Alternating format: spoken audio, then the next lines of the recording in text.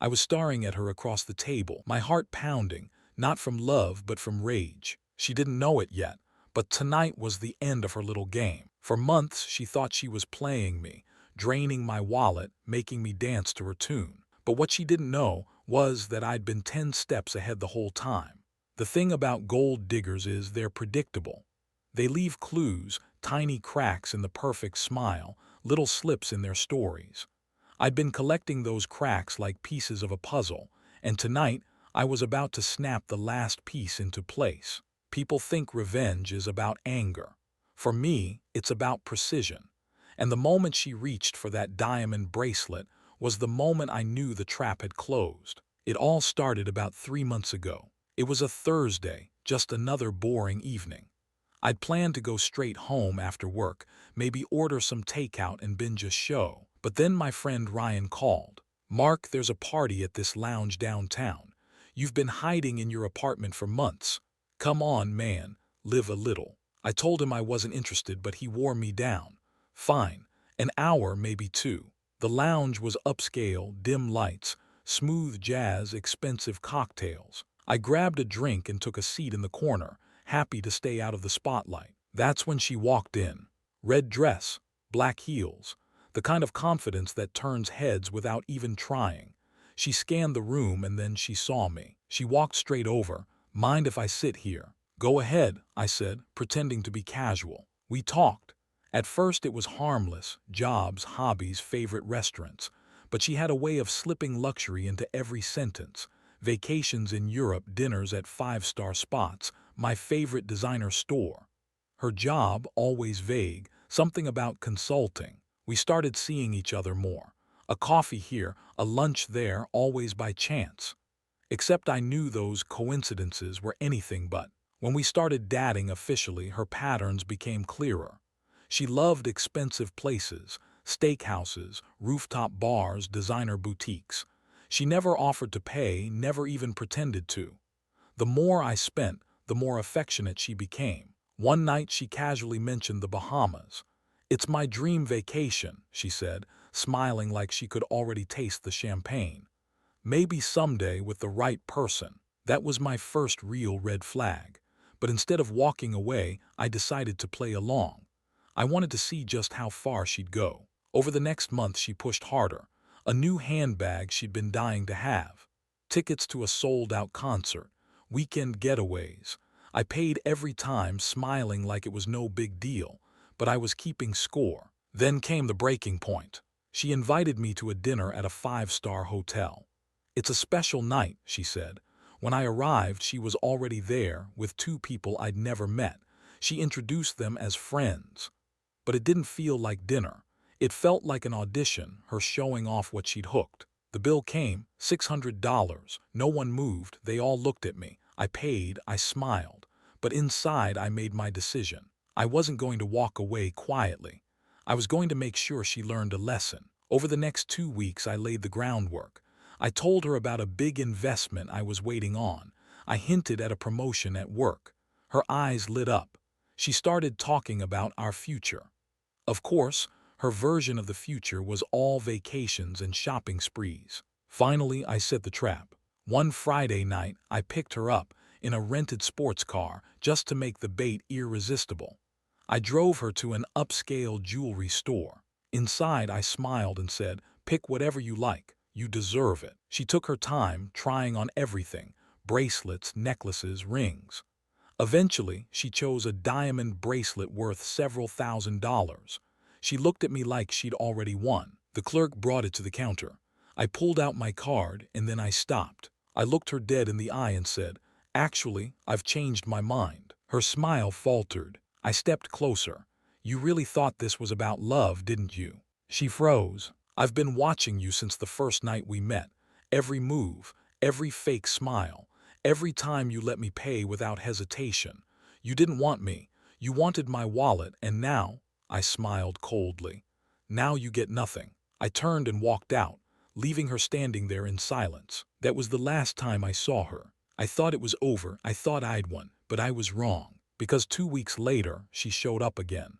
And this time she wasn't looking for money. She was looking for payback. They say hell hath no fury like a woman scorned. And I was about to find out just how true that is. 2 weeks had passed since the night I walked out of that jewelry store. 2 weeks of silence. No calls, no texts, no accidental bump-ins. I assumed she'd moved on to her next target.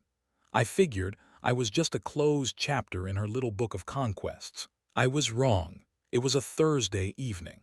I'd just gotten home from work and kicked off my shoes when there was a knock at my door. I wasn't expecting anyone. When I opened it, she was standing there. Same red dress from the night we met, same flawless smile, but her eyes, they weren't the same. There was no warmth, no charm, just something cold. "Can we talk?" she asked softly. I almost laughed. "There's nothing to talk about." She tilted her head, still smiling, but it didn't reach her eyes. "I think there is." I should have closed the door. I should have told her to leave. But curiosity, it's a dangerous thing. I stepped aside. 5 minutes. She walked in like she owned the place, scanning the room as if she were appraising it. "You've been busy," she said, eyes lingering on the new laptop on my desk. "Get to the point," I replied. She turned to face me. "You embarrassed me." I shrugged. "You used me." "That's not the story people are hearing," she said, her voice low, almost playful. Something in my stomach tightened. "What's that supposed to mean?" She took a step closer. "Let's just say I've been talking to a few people, friends of yours, colleagues, your boss." I froze. "I told them what you did to me," she continued. "How you led me on, promised me things, then humiliated me in public. How you," she paused for effect, "took money from me." "That's a lie." She smiled wider. "Maybe, but lies are just stories people choose to believe. And right now people are believing mine." My pulse started to climb. "What do you want?" She brushed a strand of hair behind her ear, savoring the moment. "An apology, public, on your social media, maybe even at your workplace. Oh, and a little something to make up for the emotional damage." There it was, the real motive, money. I stepped back. "You're insane." Her smile vanished, replaced by a glare sharp enough to cut glass. "You think you can play games with me, Mark? You think you can make me look like a fool and walk away? I don't think so." She turned and walked toward the door, then stopped, looking over her shoulder. "You have until Monday. After that, I'll make sure everyone sees the version of you I want them to see." She left without another word. That night I barely slept. My mind kept running through the possibilities. She knew people in my social circle. She'd been to my office once to meet me for lunch.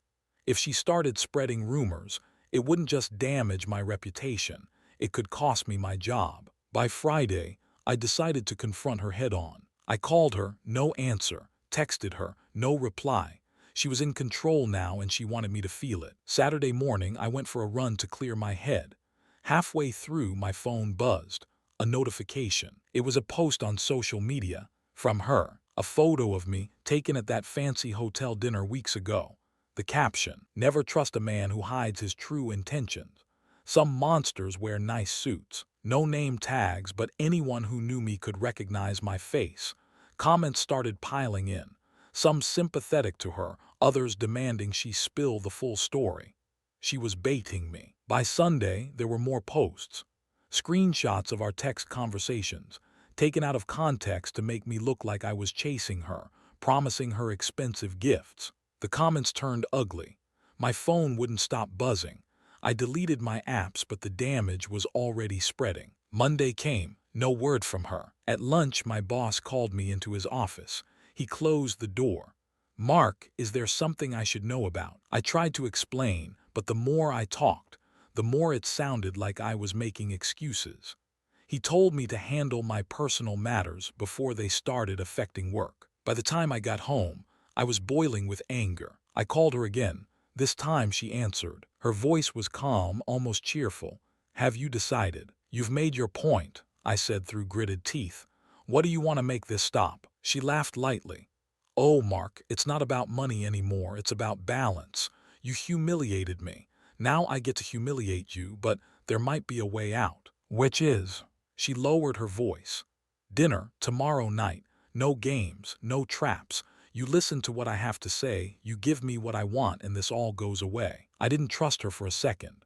But I also knew that if I didn't at least hear her out, things could get worse. "Fine," I said. "Where?" She told me the place. Not a restaurant, not a public spot, a private residence, her friend's house. Every instinct in me screamed not to go. But sometimes, you have to walk into the fire to see where the flames lead. The moment I stepped inside that house, I realized I wasn't walking into a conversation. I was walking into a trap. Tuesday night, cold wind, empty streets. I stood outside the address she'd texted me. An old two-story house at the edge of town. No streetlights nearby, just the pale glow of the moon and the faint hum of a distant highway. The place didn't look like somewhere a friend would host a casual dinner. It looked abandoned. I checked my watch. 7:59 p.m. At exactly 8:00, the door opened. She stood there, smiling. But it wasn't the charming smile I remembered. It was the kind you give before you close a coffin lid. "Right on time," she said, stepping aside. I hesitated. "This place yours?" "Tonight it is." Inside, the air smelled faintly of perfume mixed with something metallic, like rust or blood. The living room was dim, lit only by a single chandelier overhead, its crystals casting broken light across the walls. A long dining table was set for two. Candles, wine glasses, silver cutlery that gleamed in the flicker. "Have a seat," she said, motioning to the chair at the far end. I sat, my back to the wall. She sat opposite me. A bottle of wine was already open. She poured it slowly, watching me the entire time. "So," I said, "you dragged me all the way here for dinner." Her smile widened. "Dinner and closure." I raised an eyebrow. "Closure for what?" She leaned forward. "For the way you made me feel that night. You think walking away made you the winner? No, Mark. Walking away made me the predator." I didn't reply. "You think I cared about your money? Sure, it was fun. But what I really wanted was control, and you took that from me. Do you know what that does to someone like me?" I stayed silent, letting her talk. "It makes me creative." She reached into her purse. For a second, I thought she was going for a gun, but instead, she slid something across the table. A small black envelope. "What's this?" "Open it." Inside was a stack of printed photographs. My apartment, my office building, my car parked outside my gym, all taken from a distance. My jaw tightened. "You've been following me." "Not me. People I know. People who can get very close without being seen." She sipped her wine. "You see, Mark, I don't need to ruin you publicly. I can ruin you quietly, make you paranoid, make you question every shadow." I pushed the photos back. "You're insane." She shrugged. "Maybe, but I'm also patient." Then she did something unexpected. She pulled out her phone, set it on the table, and hit play. My voice filled the room. "She's just another gold digger. I'll teach her a lesson." It was a recording. My words, spoken to my friend over drinks weeks ago. "How did you?" She cut me off. "You talk too much, and I know the right people to listen." My chest tightened. If that recording got out, it would make me look cold, calculating. Exactly the villain she wanted people to believe I was. "What do you want?" I asked again, my voice low. Her eyes glinted. "One last date, tonight, on my terms. You smile, you play along, you make me look good, and maybe I let you walk away. And if I say no?" She leaned back in her chair, tilting her head like a cat watching a trapped mouse.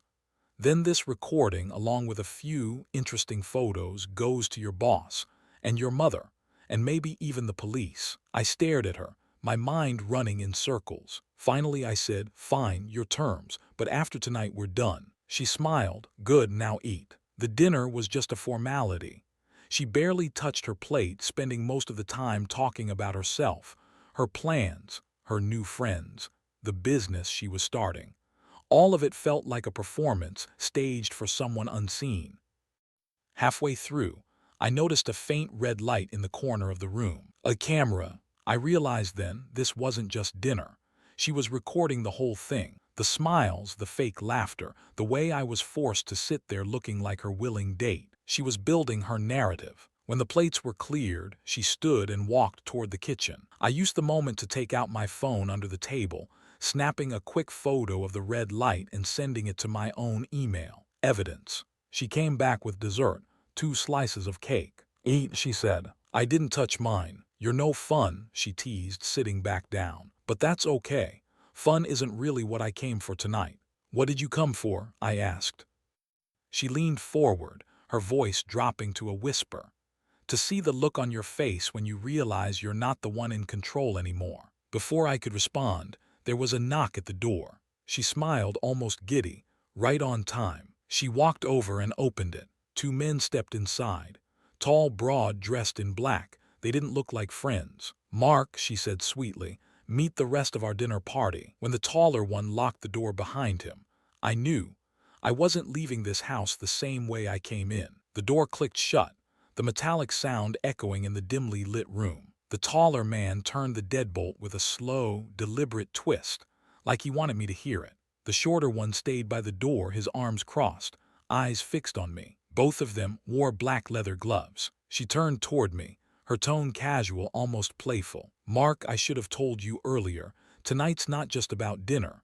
It's about balance." "Balance?" I asked, my voice sharper than I intended. She strolled to her seat, gesturing to the two men. "They're here to make sure you and I reach an understanding. The kind that lasts." The taller man moved behind my chair. His shadow fell across my plate. "What's this, intimidation?"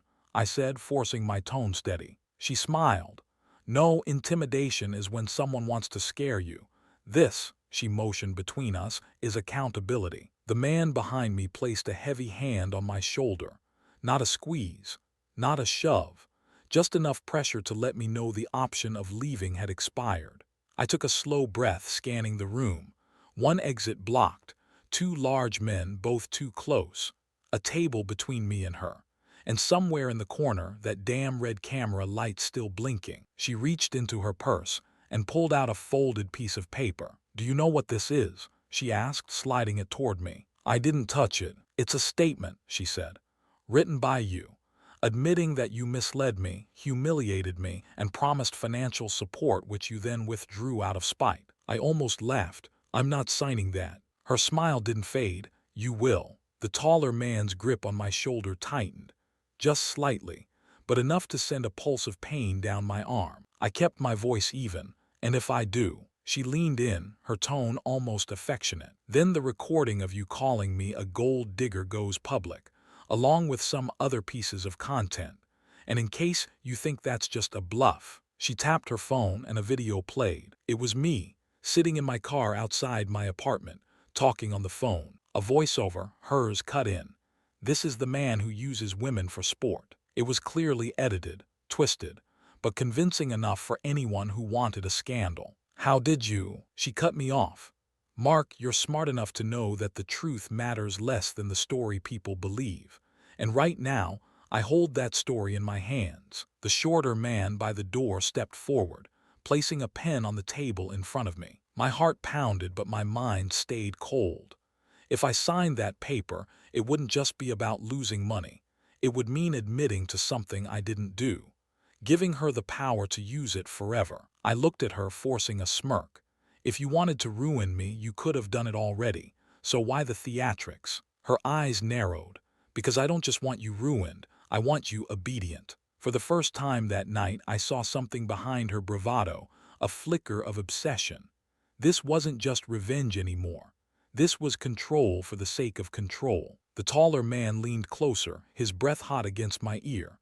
"Sign it." I glanced at the red light again. The camera. A thought hit me like lightning. If this was all being recorded, then every threat, every move, every word she and her hired muscle said was evidence. Evidence I could use. I reached for the pen slowly, making it look like I was giving in. Her eyes lit up, victory dancing across her face. Then I stopped. "I'll sign," I said, "but only if we make it official." She tilted her head. "Official? Yeah, let's make sure the camera catches me agreeing willingly.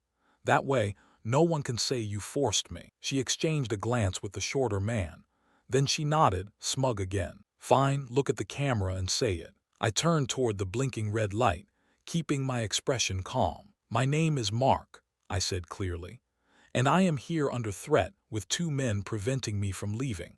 I have been coerced into signing a false statement under duress by." The taller man lunged for the camera. The shorter one cursed. Chaos exploded. I shoved the table hard, sending the wine bottle crashing to the floor. The taller man stumbled, his grip loosening just enough for me to twist free. I didn't go for the door, too obvious. Instead, I bolted toward the kitchen, grabbing the heavy cast iron skillet from the counter. The taller man came at me first. One swing to his forearm and he yelled, dropping to one knee. The shorter man was faster, closing in, his fists up. I ducked his first swing, felt the second glance off my shoulder, then drove the skillet into his ribs. He wheezed, stumbling back. I ran past him toward the front door, only to see her standing there, blocking it, phone still in her hand, camera still rolling. "You just made it worse for yourself, Mark," she hissed. "Yeah," I panted, gripping the skillet tight. "So did you." Because in that moment I realized the smartest revenge isn't walking away. It's turning the trap on the one who said it. Her eyes locked on mine, her phone still aimed like a weapon. "You think you've got leverage now?" she asked, voice trembling not from fear but from pure fury. I tightened my grip on the skillet. The two men groaned behind me, slowly recovering. I didn't have long. "You should have ended me when you had the chance," I said, taking a slow step forward. Her thumb hovered over her phone screen. "I still can." I tilted my head toward the blinking red light. "You already did, but you were arrogant enough to film the whole thing." That got her. Just a flicker of doubt in her eyes, barely there, but I caught it. Behind me, the taller man cursed under his breath, pushing himself up with the help of the chair. The shorter one held his ribs, glaring like he'd love nothing more than to tear me apart. I moved quickly, not toward her, but toward the small side hallway off the kitchen. "The basement," I heard her shout. "Don't let him get." Too late. I was already down the stairs, the skillet in one hand, my phone in the other. The basement smelled of dust and old wood. Against the far wall, I spotted what I'd hoped to see, the internet router. One yank and her live stream, or whatever she was recording to, would be gone. But then I saw something else. A small metal box mounted to the wall, locked. Next to it, a blinking green light. It wasn't just a router. It was a network hub feeding directly to cloud storage. If she had the footage backed up here, destroying it would set her back weeks. Footsteps thundered above me. They were coming. I made my choice. The skillet slammed into the metal box once, twice. Sparks flew. The green light went dead. "Mark!" she screamed from the top of the stairs. I looked up just in time to see her aim something at me. Not her phone this time. A small silver canister. She pressed the nozzle. A sharp hiss filled the air. Pepper spray. I turned my head, eyes burning, throat seizing. Blind swings of the skillet hit the wall instead of her. Then heavy footsteps rushed down. One of the men grabbed my arm. The skillet clattered to the floor. Through the blur I saw her, smiling again.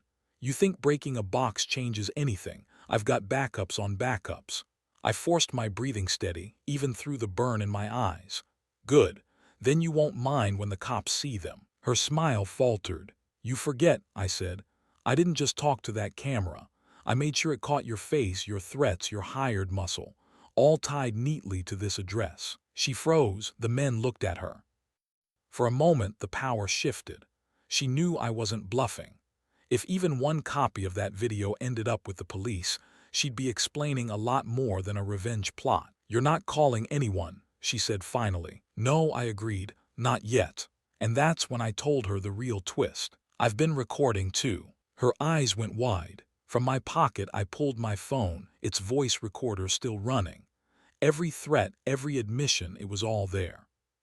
"You might be able to erase your videos," I said, "but you can't touch what I've already sent to someone else." She took a step forward, her voice low. "You're bluffing." I let a slow smile spread across my face. "Then test me." For the first time her mask cracked. "Here, what's going to happen," I said. "You and your two friends are going to step aside. I'm going to walk out of here with my phone.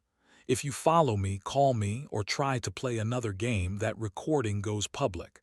And trust me, yours won't be the only reputation destroyed."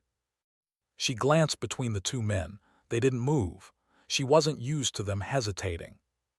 Finally she exhaled, "Fine, go." But her voice wasn't defeat, it was calculation. I knew this wasn't over. I walked past her slowly, every muscle ready for a sudden grab. None came. The front door opened, the cool night air hitting my face like freedom. I didn't run. Running shows fear. I walked calm to my car parked half a block down. As I slid into the driver's seat, my phone buzzed. An unknown number. I let it go to voicemail. The message came through seconds later. Her voice. You think you've won, Mark, but you just started a war you can't win. I didn't delete the message. I saved it, because every war needs evidence and a plan to end it for good. The night was too quiet, too still. I sat in my car outside my apartment building, staring at the streetlights. My hands were steady, but my mind was already building scenarios. She wasn't going to let this go. And neither was I. I pulled out my phone, replaying her voicemail. You think you've won, Mark, but you just started a war you can't win. It wasn't a threat, it was a promise. The kind of promise someone like her keeps. That's when the plan started to form. I didn't go upstairs. I drove, out of the city, past the gas stations, the neon diners, the 24-hour stores. 2 hours later, I pulled into a cheap roadside motel. The kind with flickering signs and carpets that hadn't been cleaned since the 90s. The front desk clerk didn't care about names or IDs. Cash only. Perfect. Room 12 smelled like old cigarettes and stale air. I didn't care. I needed somewhere off her radar, somewhere she wouldn't expect me to start hitting back. By 3 a.m., I had my laptop open on the small desk, a burner phone charging next to it. I started digging. I knew her real name now. I knew her fake ones too. But I wanted more, her past addresses, her connections, every man she'd pulled into her games. It took hours, but by sunrise I had a list. 5 names. 5 men who'd been used and drained by her before she found me. I called the first one from the burner. He hung up after I said her name. The second man swore at me, told me never to call again. The third listened. You're not the first to try and take her down, he said, voice bitter. You won't be the last. I'm not trying, I told him. I'm doing it. He laughed once, then stopped. She's dangerous, man. You think you've seen the worst. You haven't. She's got people everywhere, and if she's after you now, you better not sleep easy. I'm not planning to sleep at all, I said. That evening, I sent her a message from the burner. You took your shot, my turn. No reply, not immediately, but 2 hours later my motel phone rang. I answered. Silence at first, then her voice calm and cold. You're not hard to find. I smiled to myself, then come find me. She hung up. That was the confirmation I wanted. She was chasing, and people who chase, they make mistakes. 3 days passed. I didn't go home. I didn't use my real phone. I moved between motels, paid in cash, used different names at every stop, all while sending her small reminders that I was still out here. A photo of the front gate to her apartment complex. An email with one line, ask Kevin what he told me. Kevin was one of her old targets. A voicemail of nothing but my breathing. I wanted her nervous, paranoid. I wanted her to feel the ground shifting under her. On the 4th night, I got what I wanted. I was coming back from the vending machine when I saw a car parked across the street from my motel. Black sedan, tinted windows, too clean for this part of town. I pretended not to notice, walked back to my room, closed the blinds, but kept watching. 30 minutes later, the sedan drove off. She found me. Or at least she thought she had. I left that night, through the back door across the lot, into a taxi that took me 5 blocks away to a rented storage unit.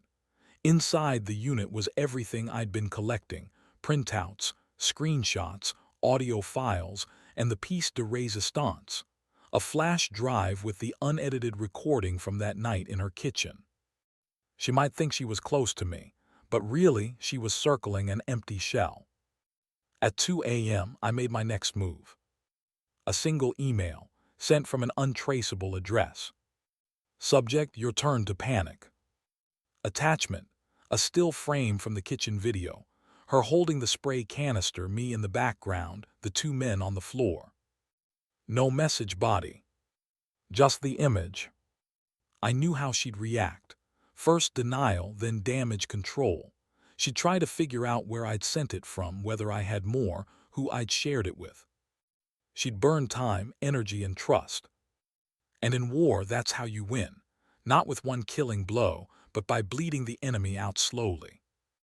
But I underestimated her. Because the next morning, my burner phone buzzed with a photo. It was my apartment door. A fresh crack across the frame, like someone had tried to force it. And the message, "Your move, Mark." She crossed into my home. And now it wasn't just a game, it was personal. The photo wouldn't leave my mind. My apartment door. The crack in the frame. The message, "Your move, Mark." It wasn't just a threat, it was a declaration. She stepped onto my turf. And in my world, that was the one rule you didn't break. I sat in the dim light of the storage unit, the metal walls closing in around me. My knuckles tightened around the burner phone until my hand ached. She wanted me rattled. She wanted me to rush into a mistake. Not happening. Instead, I went silent. No messages, no taunts, no movement she could trace. I wanted her to feel the void, no idea where I was, no clue what I was planning. Silence can be louder than words when you use it right. 2 nights passed. I finally went back to my apartment, not through the front. I came in from the fire escape, my boots silent on the rusted metal steps. The crack on the doorframe was worse than the photo had shown. Someone had jammed something into the lock and forced it just enough to break the wood, but not enough to get inside. She'd been sending a message. And I got it loud and clear. I swept the place, checked every drawer, every corner, every vent. Nothing out of place, nothing missing. That almost bothered me more. It meant this wasn't about stealing. This was about letting me know she could reach me whenever she wanted. I sat on my couch, lights off, letting the city sounds drift in through the half-open window. That's when I saw it, barely noticeable under the kitchen counter, taped with black electrical tape. A small black device. I peeled it off carefully. It was a GPS tracker. She planted it. Not to follow me in the moment, but to know where I went over time. I crushed it under my boot heel. Game on. The next day, I started phase 2 of my plan. I didn't want to just hit back. I wanted her to wonder if she'd already lost without realizing it. Step 1, misinformation. I made sure she saw me, once at a coffee shop across from her building, once walking through a mall parking lot near her gym. Both times I knew she'd be watching, whether with her own eyes or through someone she'd sent. Step 2, leaks. From an anonymous email account I sent her friend, the one who'd been with her at the club, a copy of the kitchen still frame. No explanation, no warning. Just enough to make her circle start asking questions. Step 3, the bait. I booked a luxury hotel suite under a fake name, using a preloaded card. Then I accidentally left the room number written on a receipt in a place I knew she'd check, inside my apartment mailbox. By midnight, I was watching the hotel from the building across the street. At 1:17 a.m., a dark figure slipped into the lobby, hoodie, gloves, head down. She took the bait. I let her go up, waited 10 minutes. Then I called the front desk from the burner. "There's someone breaking into my room 2410. Security went up fast. She came out faster. The look on her face when she realized there was nothing there, priceless. But she wasn't done. The next morning, I woke to a new voicemail. "Cute trick, but you're forgetting something, Mark. You're not the only one who can play the long game." Click. The voice was steady, controlled, but there was something else in it now, frustration. That afternoon, I got the call I'd been expecting. It was my landlord. Mark, you've had people coming by asking about you. Not cops, Just people. Should I be worried? I told him to tell anyone who came that I'd moved out of state. Then I knew I had to speed things up. That night, I set my trap. The storage unit where I'd been keeping all my files. I left the door unlocked. Inside, I placed a manila envelope labeled Final Evidence. Inside was a single sheet of paper. "You're in too deep. Walk away now, or you'll see what I've really been holding back." And taped to the paper was a small USB drive, completely empty. It wasn't the real evidence, but I wanted her to think she'd just stolen the crown jewel. Sure enough, 2 nights later, I checked the unit. The envelope was gone. And that meant she was about to make her biggest move yet. I didn't have to wait long. At 3 a.m., my burner rang. I picked up. Her voice was different this time. No calm, no control. "Where's the rest of it, Mark?" I let the silence hang. "You think you're clever," she continued. "You're not.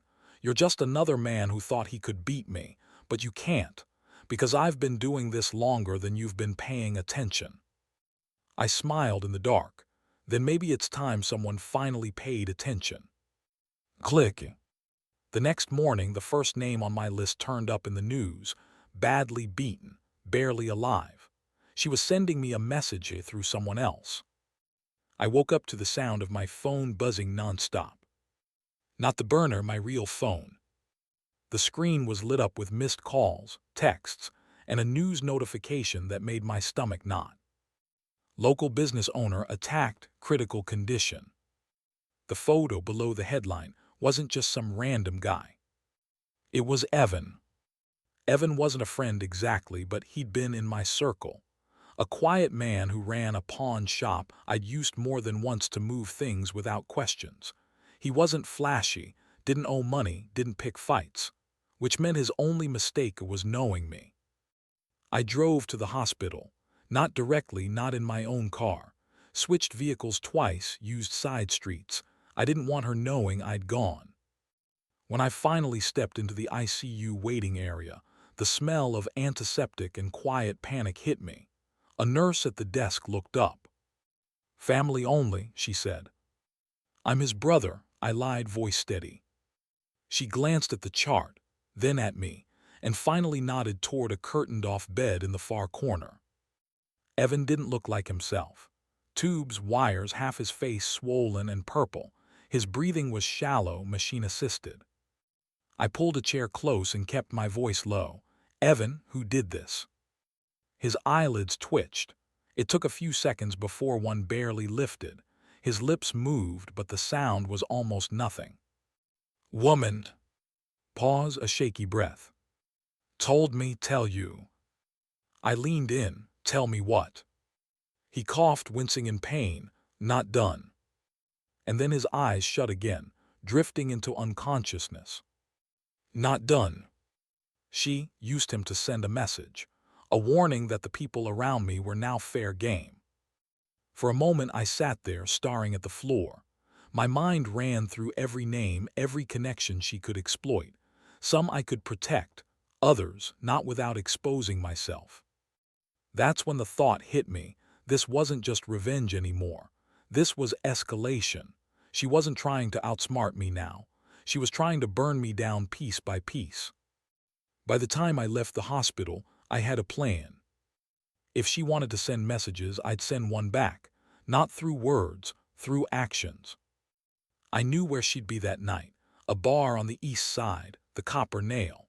She'd been spotted there before, working the room, weaving her way into new marks.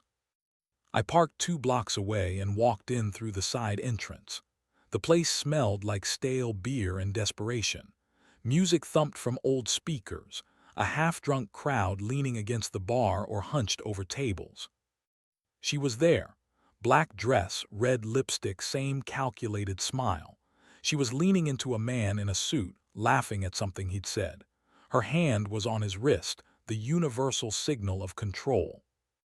I didn't go to her, not yet. I wanted her to feel me before she saw me. So I ordered a drink and sat at the far end of the bar, facing her. I didn't blink when her eyes finally met mine across the room. Her smile didn't falter, but the flicker in her gaze told me she hadn't expected me to show up here. I waited until she excused herself from her mark and headed toward the back hallway that led to the restrooms. That's where I intercepted her. "Enjoying your night?" I asked. She stopped, eyes narrowing. "You've got nerve showing up here." I stepped closer. "You crossed a line, Claire." Her lips curled. "You think Evan was about you? Please, he was just convenient." That's when I realized she wanted me to lose control. She wanted me angry enough to slip. So I didn't give her the satisfaction. Instead, I leaned in, my voice low. "I'm not going to warn you again. You touch one more person in my circle and I'll—" She cut me off with a whisper. "You'll what? Call the cops? No, you'll play your little games until I decide you're not fun anymore, and then I'll take everything you've got left." And then she walked past me, the faint scent of her perfume lingering like poison. That night I didn't go home. I went back to the storage unit, my real one, not the decoy. I pulled out a hard case from the back, clicked it open, and stared at what was inside. Photos, documents, copies of transactions that could ruin her both legally and socially, and one USB drive, the real one, that held video footage she didn't know existed. If I used it now, I could end her, but part of me didn't want it to end yet. Not until she felt the weight of losing everything, piece by piece, the way she was making me feel. At 2:43 a.m. my burner buzzed, a text. "Your move, Mark, tick-tock." I stared at the screen, then typed back, "You won't see it coming." And I meant it. The next day I got a package on my doorstep, no return address. Inside was a single Polaroid of my sister, asleep in her own bed. The Polaroid was still in my hand, but it felt heavier than any photo I'd ever held. It was my sister, sleeping, completely unaware. The flash from the camera had caught her in that deep, vulnerable stillness. The message was clear: I can reach anyone you care about, anytime. My throat was dry, my hands cold. She'd never been part of this. I'd made sure to keep my family far away from my mess. I never even used her name in conversation. But Claire, she'd found her anyway. I flipped the Polaroid over. Nothing on the back except a faint smudge like someone's thumbprint. The envelope it came in had no return address, but the postmark was from my own city, which meant she wasn't just threatening from a distance. She was here. I checked my watch, 8:12. My sister would still be asleep. I grabbed my keys and was in the car in less than a minute. By the time I pulled into her driveway, I scanned the street twice, looking for unfamiliar cars. None. She opened the door in pajamas, hair messy. "Mark, what the hell are you doing here this early?" I stepped inside without answering and headed straight to the windows, pulling the curtains shut. "Mark, did anyone come by yesterday? Knock on the door, ask for me?" Her eyes widened. "No, what's going on?" I pulled the Polaroid from my pocket and handed it to her. She stared at it for a long second before color drained from her face. "You took this?" "No, and the person who did is dangerous." I didn't tell her everything, just enough to make her pack a bag. She kept asking questions, her voice trembling, but I stayed focused. "You're going to stay at a friend's place, somewhere no one can trace to me." She hesitated. "Mark, you're scaring me." "Good, that means you'll listen." Once she was gone, my phone buzzed. Burner again. "Unknown number." "You look good in panic mode. Almost makes me feel bad. Almost." I didn't reply. Instead, I dialed a contact I hadn't used in years. The voice on the other end was rough, half asleep. "This better be worth waking me up for." "It is. I need eyes on someone. No questions, just results." "You got it. Send me the details." I hung up and typed one word: Claire. By afternoon, I had movement. My contact had spotted her, alone, at a boutique hotel downtown, room 504. I sat in my car across the street for over an hour, watching the entrance. No visitors, no backup, just her. Finally, I crossed the street, walked into the lobby, and took the elevator up without hesitation. The carpet muffled my footsteps as I approached her door. I didn't knock. I slid the lockpick into the keyhole and turned it with practiced ease. She was sitting by the window, glass of wine in hand, like she'd been waiting for me. "Took you long enough," she said, not even looking surprised. I closed the door behind me. "Stay away from my family." She smiled slowly. "Or what? You'll finally pull the trigger, please, Mark. We both know you like the game too much." I stepped closer. "This isn't a game anymore." Her eyes glinted. "Everything's a game, you just don't like when you're losing." I reached into my jacket and pulled out the Polaroid, tossing it onto the table between us. She looked at it, then back at me. "She sleeps like an angel, doesn't she? Peaceful. Shame to ruin that." My hand twitched toward her, but she caught it midair, gripping my wrist with surprising strength. "You think you're the only one who can plan ahead," she whispered. "If anything happens to me, a package gets delivered to a certain detective. Everything about you." That was the move. She'd said it so the threat went both ways. I stepped back, my mind calculating. Killing her wasn't an option. Not yet. I'd need to dismantle her insurance before I made my final move. She leaned back in her chair, sipping her wine. "Your turn, Mark. Make it interesting." I left without another word. Back in my car, I sat in silence for a long time. The city outside was alive. Traffic, voices, music spilling from open doors. But it all felt muted, distant. If she wanted interesting, I'd give her a masterpiece.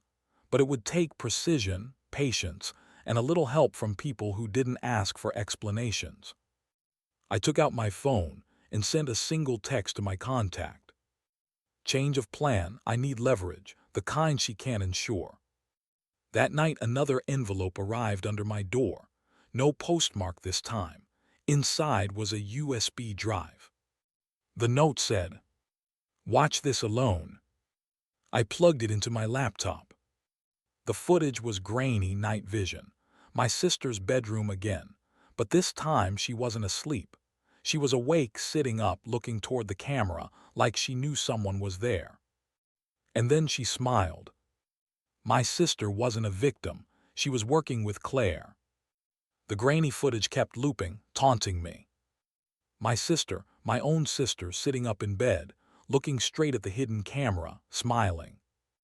Every second I watched, something inside me cracked. She hadn't been a target, she'd been part of the plan. I rewound the footage and watched again, looking for tells, small movements, glances, anything. She was calm, too calm, which meant this wasn't her first time being filmed like this. Claire's voice echoed in my head. "Everything's a game. You just don't like when you're losing." Now I understood why she'd been so confident. She wasn't just playing me. She had someone on the inside. By morning, the anger had cooled into something sharper. Focus. I knew killing Claire outright would leave too many loose ends, but breaking her and my sister in one move, that would be the kind of precision I lived for. I made 3 calls. One to my contact for surveillance gear. One to an old friend who owed me a dangerous favor. And one to my sister. "Hey," she answered casually, as if nothing was wrong. "I need to see you," I said. "It's urgent." Pause. "Now's not a good time." "It's not a request." We met at a quiet cafe downtown. She looked nervous, but not guilty. That was the thing about my sister. She could lie like it was second nature. I slid my phone across the table. The video played in silence between us. Her eyes flicked to it, then to me. "You think this means something?" "It means you've been working with her," I said flatly. "It means you've been feeding her information." She smirked, same smirk Claire used when she thought she'd won. "Maybe I like her more than I like you." For a moment I almost lost control. Almost. Instead, I leaned in and whispered, "Then I guess you'll like what happens next." Her smile faltered for the first time. That night my plan went into motion. My friend had set up in the building across from Claire's boutique hotel. He had a clear view into her suite. Cameras ready. I waited in the alley behind the hotel until 2:14 a.m. when Claire's light went off. Perfect timing. Inside, I planted the device, a small transmitter, behind the painting above her desk. It would pick up every word she said in that room. 2 nights later, I had what I needed. Claire and my sister in that same suite, talking freely, thinking no one could hear them. My sister, when do we make the drop? Claire, end of the week. Once it's out, Mark's finished, no way out. The drop was exactly what I was hoping for, her so-called insurance. The files she claimed would ruin me. I followed Claire to the drop point, a storage unit on the edge of the city. She didn't know I was behind her, didn't see me slip into the shadows when she unlocked the door. Inside, she went straight to a locked case in the corner. Combination, click, open. She didn't notice the faint red dot dancing on her shoulder from across the room. My friend's voice crackled in my earpiece. Clear shot, say the word. Not yet, I whispered. When she left, I stayed. The case was full, documents, flash drives, hard copies of transactions, evidence. Enough to sink me 10 times over, but also enough to sink her. I copied everything, and then I added something of my own, a fake ledger linking Claire to a string of high-profile thefts, untraceable back to me but undeniable for her. The next morning, I made my move. I sent a package to the detective Claire had been so proud of nomming. Inside, the fake ledger, some real evidence tying her to blackmail, and a single Polaroid of Claire herself mid-laugh holding a stolen bracelet. At the same time, I sent an anonymous email to Claire with a single sentence. Insurance works both ways. By sunset, the hotel was swarming with police. I watched from my car as they led her out in cuffs. She kept her head high, even smiled once, but I could see it, the flicker of doubt in her eyes. My sister, though, she was another problem. I found her at her apartment, shoving clothes into a bag. Going somewhere, I asked. She froze. You think you can scare me? I don't need to scare you, I just need you gone. She laughed. You wouldn't hurt me. I stepped closer, lowering my voice. No, but Claire's enemies. They don't know your blood, and after tonight she's going to have a lot more enemies. Her face went pale. I tossed a plane ticket onto the bed. One way, take it, don't come back. For once she didn't argue, she just left. A week later, the news cycle had moved on. Claire was in holding, fighting charges she couldn't possibly beat. My sister was off the grid. I sat alone in my apartment, glass of whiskey in hand, watching the city lights. Game over. At least, until the next player decided to make a move. Revenge isn't about winning. It's about making sure they never forget who beat them.